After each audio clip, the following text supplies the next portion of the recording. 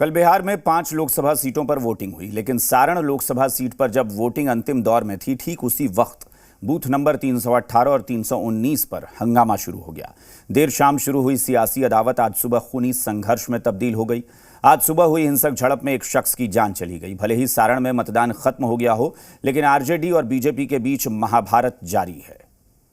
Time over हो गया, booth छपवाने के लिए आई हैं। ये मिला कि 2 बार हो गया, 2 बार आ गया। बूथ छपवाने के लिए आई हैं।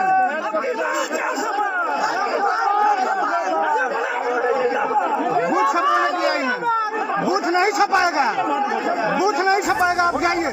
हंगामे का ये शोर बिहार के सारण लोकसभा के बूथ नंबर 318, 319 का है और वीडियो में नजर आ रही महिला लालू यादव की बेटी रोहिणी यादव हैं, जो सारण से आरजेडी की उम्मीदवार भी हैं। जाइए, आप जाइए, बूथ नहीं छपाएगा।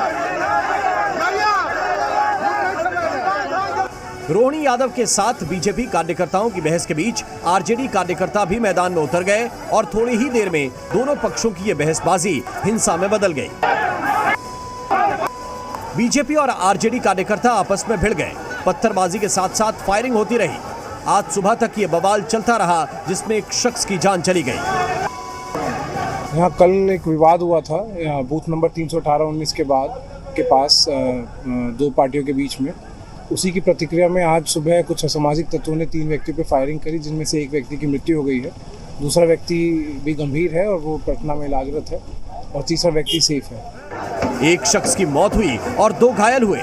वो सभी आरजेडी से जुड़े बताए जा रहे हैं। घायल शख्स से मिलने खुद रोहिणी आचार्य आज पटना के अस्पताल पहुंची। भाजपा वाले हताशा में है ये लोग भद्दी मुझे गालियां दी गई है।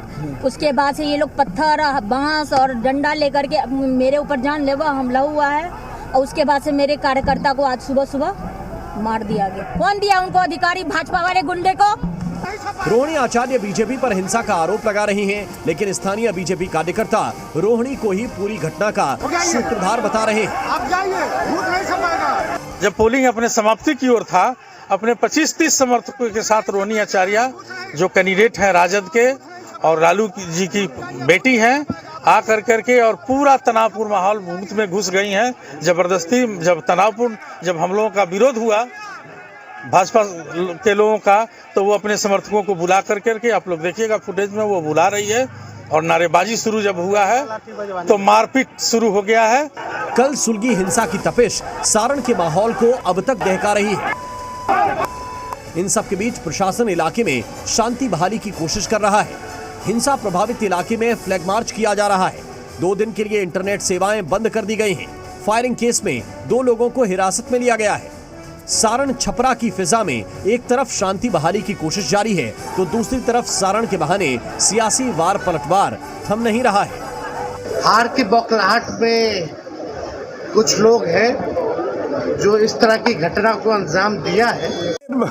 हार से कौन बौखलाया हुआ है, ये बताने की जरूरत है। छपरा की घटना की पटकथा कल से ही राष्ट्रीय जनता दल के लोगों ने लिखी है। बिहार में 6ठे और 7वें चरण में कुल 16 सीटों पर मतदान होना है और सारण की ये चुनावी हिंसा इन सीटों को भी प्रभावित कर सकती है। ब्यूरो रिपोर्ट, जी मीडिया।